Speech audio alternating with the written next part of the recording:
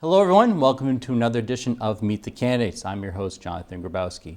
Just a reminder, Election Day this year is April 30th, so please go out and vote.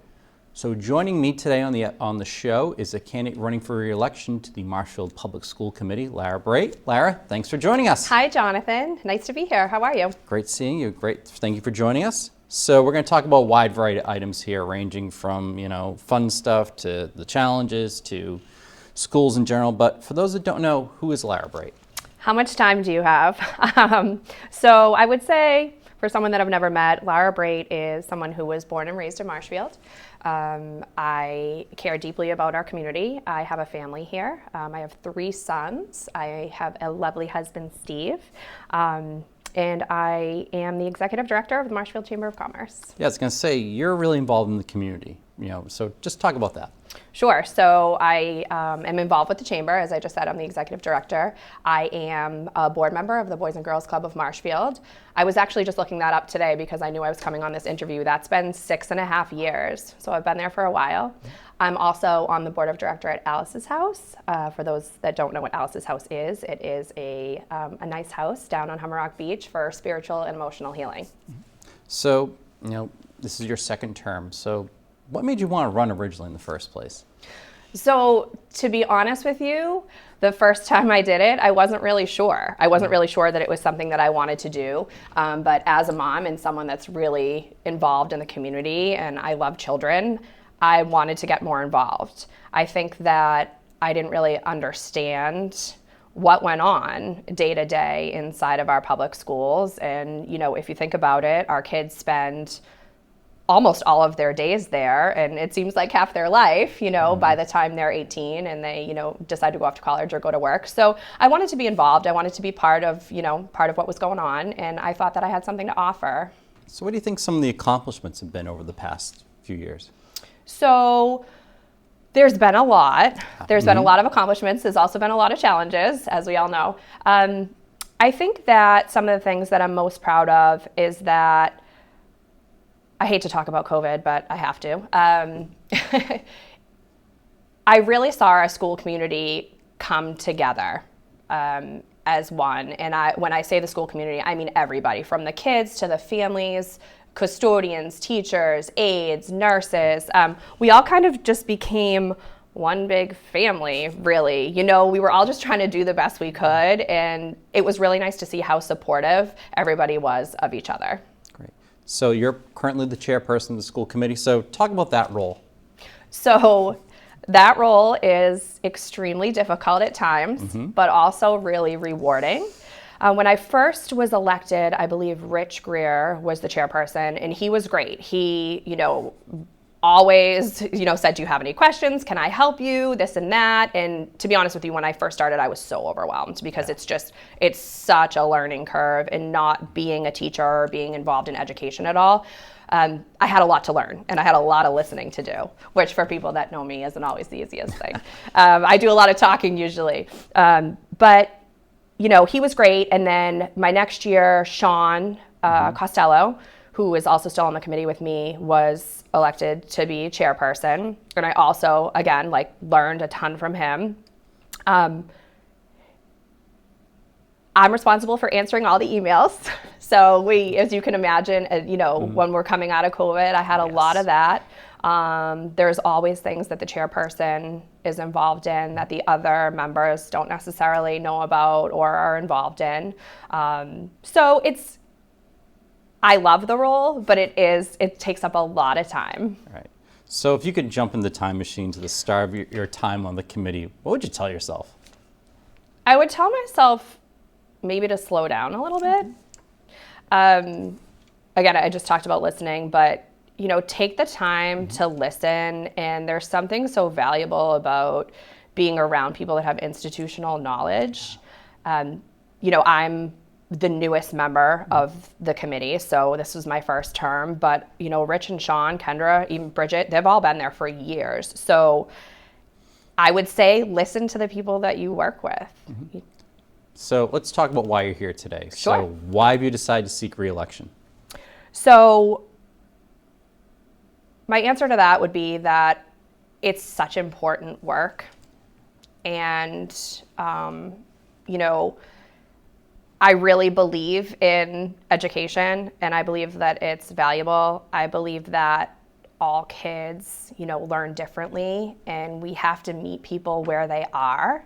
And I think that being someone that is involved in the community, a lot of people are comfortable coming to me and asking questions, which I always encourage, by the way. And I love that, that I can make a difference. I honestly do feel like I'm making a difference. So a little civics 101 here. So in your view, what's the role of the school committee? So if you looked it up on a piece of, in a book or a piece of paper, it would be that, you hire and fire the superintendent, you create policies, and a couple other things that sound really boring. But I see myself as a community advocate and a voice for not only families and kids, but for employees too. We have a lot of employees that live in Marshfield that are teachers and aides and whatnot in the district. And I really feel like having someone in the community that doesn't work for the district is a really important role. So talk about what goes on behind the scenes, with being on the school committee, because you're not just rolling up at 6:25 on a Tuesday and saying, all right, what are we doing? There's a lot. I've heard from so many school committee members about the packets and all the stuff you get, ahead of time, all the work that goes on. Yep, the packets. So we do get these very thick packets. They're all digital now, but I print them out. I'm a pen and paper kind of girl. But we all sit on school councils. So we have the 5 elementary schools and then the high school and middle school. We all sit on the different school councils. I am on the Governor Winslow School Council, which I love Governor Winslow. I'm a GWS alumni. Okay. So I love that school. And so I'm on that. And then I am on the safety committee. And I'm also on the policy committee. I was going to say, there's also a lot of subcommittee work that goes on with the school committee. Yep, there sure is. So we all have subcommittee assignments, school council assignments. Kendra sits on the Plymouth Area Collaborative for us. It definitely is time consuming.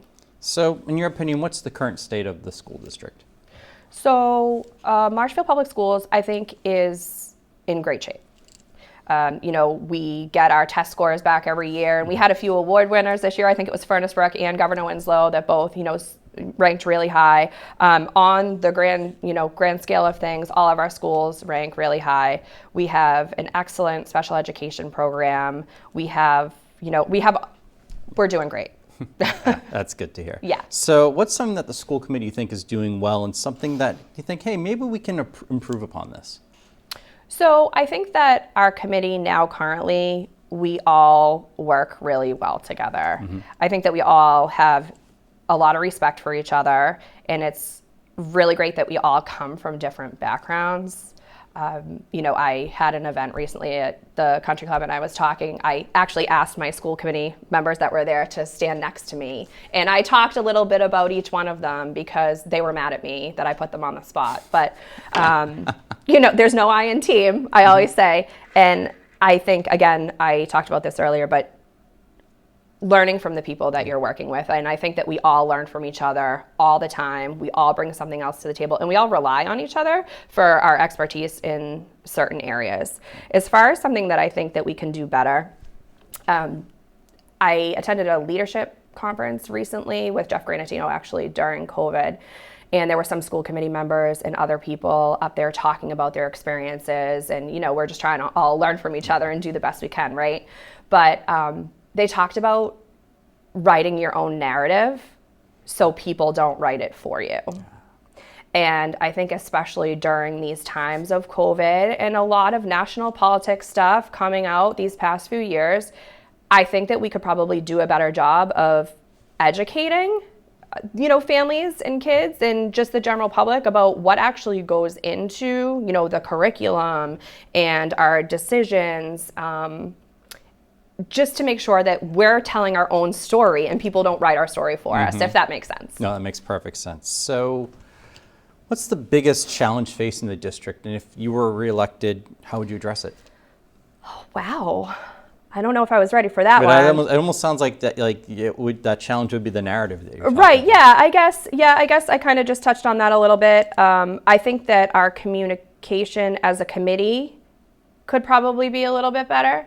I do feel like that I always say that the town of Marshfield needs a communications director. Yeah, they do. And I think and I don't just mean that, for the town of Marshfield, but I think in every business, if you look at any nonprofits or, businesses or whatever, they all have, PR firms. That's what it is. And when I say PR, I don't mean like, just saying what everybody wants to hear, but, actually telling what's really going on and what the stories are and inform people. I think people need to be informed. So I think we could do a little bit better at that. There's your next business venture, Yeah. PR for municipalities. Okay, I'm on it. All right. So if reelected, what's the thing that you'd like to focus on? What's the thing that people are going to know Lara Brait for the next 3 years?